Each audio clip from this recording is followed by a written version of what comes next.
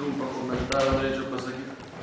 Galbūt esu mažiausiai kompetentingas kalbėti apie švietimą, nes esu tolėliau nuo tos srities ir kažkokiu metodologiniu pasiūlymų neturėčiau. Tiesiog klausantis diskusijos kelios tokios įžvalgos.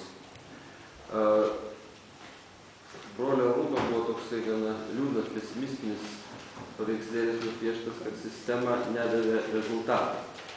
Tiek metų dirbta, investuota lėšų, psichinių, intelektualinių sąnaudų, rezultatas neigiamas.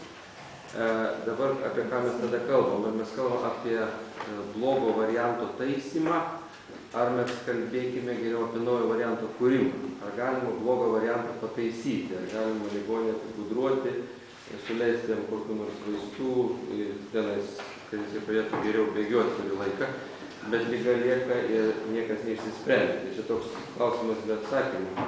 Aš, taip sakant, norėčiau nurašyti garbių žmonių darbų, kurie tos metus stengiasi ir dirbo, bet nesupratus, kodėl tai nepasisekė, kodėl tai nedavė rezultatų ir mes turim visuomenę ir mokyklas tokias turim. Tai čia yra toksai klausimas, kuris aktualus visiems, nes yra Lietuvos iš esmės klausimas. Ar Lietuva išliks, ar mes turėsim tokį kažkokį jovalėlį.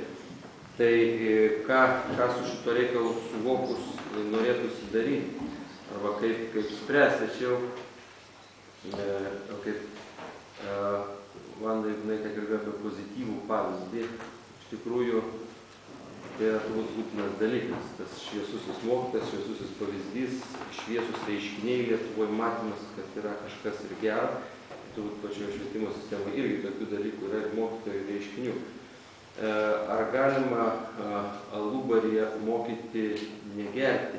Ar galima bendrai chamiškoj, vulgarioj valstybėj, kur per televiziją kasdien matai tik tai, mokyti dvasingumo? Kad tas dažnis yra žymiai stipresnis, yra užgožiantis. Ir tą mes patiriame, tai kadangi tenka nemažai dirbti teatre, tai matau, kad teatras pasidaros kaip sąmokslo zona. Žmonės sueina, nes čia yra kitur, čia kaip kažkoks bunkeris, partizana.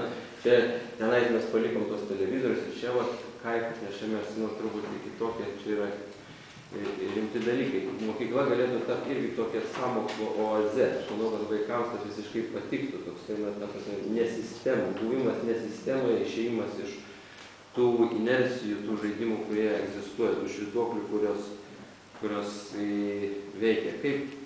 Kaip vaikus pažadinti, kas tas, vėl, aš galvoju apie dvasingumą, taip, transcendentinis dalykas yra be abejo labai reikšmingas, tačiau daugeliu žmonių tai yra gana tolimas dalykas, iš šeimos nesinešė tų dalykų ir kas tada būtų tas dieviškumas ar dvasingumas.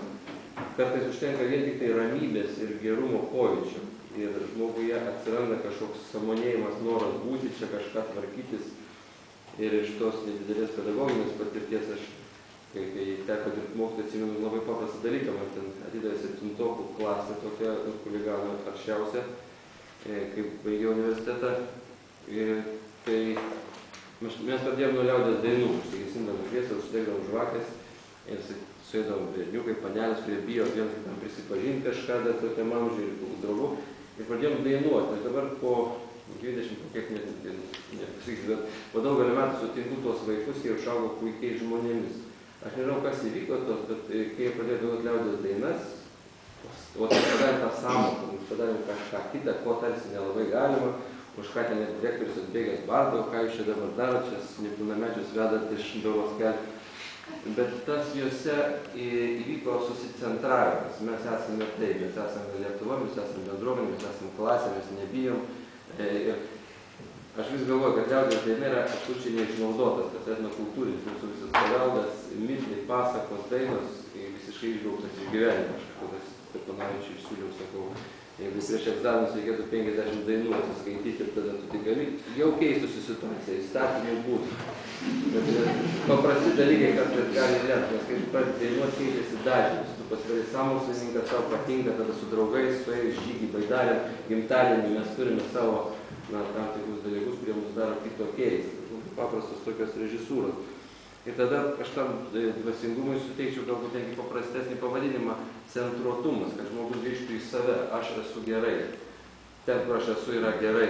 Ir jeigu tu dainuoji su savo mylimais klasės draugais ir arba žygį, arba po pamokų eini kažkur kalbėti apie dalykus, kurie jūs vienyje, bet tu jau esi centruotas, mes esame Lietuvoje išcentruoti, siaubingai išcentruoti, kad kitur yra gerai, Rusija, Amerika, Anglija, visur ten yra gerai, geros sistemos, švietimo, geros mokyklos, geri uždavinio, Lietuvoje baisiau nėra būdų. Tam mums įteikia žiniasklaida, vėl, aš manau, tokia yra genocido forma, su kuria kovot, aš nežinau, ar įmanoma, ar valstybė ką nors ėmėsi, bet kalbėti apie švietimą atsietai nuo to, kas vyksta. Ta prasme, tai vienas sako, tas pats alubarių mokyti negerti, jeigu yra bendrai viešoje erdvėje.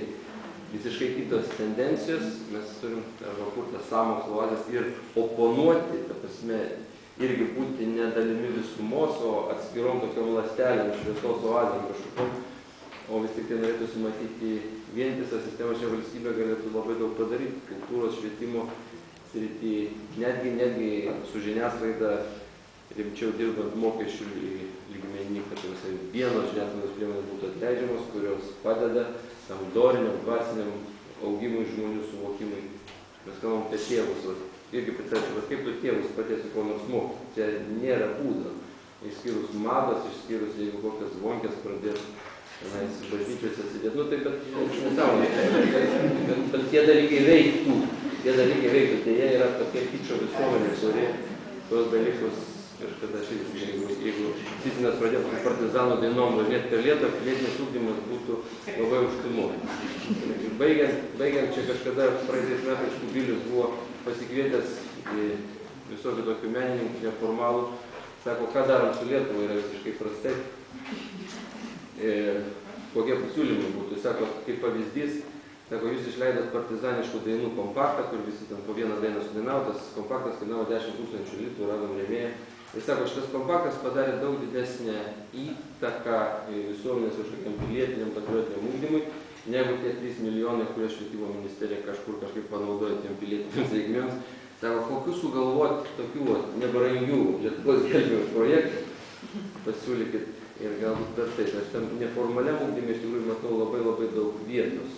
Netgi mokyklos taip beveik nepakeisi, yra didelė inercija. Tai manau, kad yra gerų žmonių, bet net ir jiems galima padėti, jungtis, važiuoti, būti, rašytojai, teatralai, visi žmonės yra pasiruošę važiuoti. Ir visi laukia netgi, bet tu negali važiuoti ir rinkti iš vaikų pinigų už susitikimą. Ir vien benzinas apsimokėtų ar ką. O kas vyksta švietimo ministerijoje, tai vyksta gana juokingi dalykai, nes vėl, kaip pavyzdys, neformalaus ugdymo buvo labai gražus konkursas ir mes irgi jame dalyvavome su pasiūlymais važiuoti į mokyklas ir su vaikais daryti intensyvius tokius panirimus į teatrą, į kiną, į pasakų kūrimą, kad jie per kelias savaitės pamatytų, kad tai galima nuo iki padaryti, labai nesunkiai. Aišku, to konkurso nelaimėjom, bet juokingiausia, kad paskui pradėjo skambinti laimėjusiai, sako, Vytai, gal galim pas mus čia labai trūksta, žodžiu, mes laimėjom, bet neturim, kas tai padaro. Tai viskas veikia sistema kažkaip tai keistai, kad aš irgi pasieku tokį kažkokį variantą tiesioginio labdarinio veikimo, važinėjimo po mokyklas su gitara ir kalbėjimo su vaikais ir matai, kad tai vyks. Išmoksta 1-2 dainas, išvažiuoju jau ramus, kad jie kažkas liko. Dėl to, kad pasigirčiau, bet yra tokių būdų labai prastų, nieko nekainuojančių, kur nereikia jokių milijonų, reikia susišnekėti, reikia pabūti kartu. Žmonės yra klaikiai vieniši. Televizija, kompiuteris, viskas juos uždarė. Reikia pasikalbėti, jie pasikalbėti vargus, ateit dainuodami, mes pasikalbame. Ir tokį trumpi komentarą.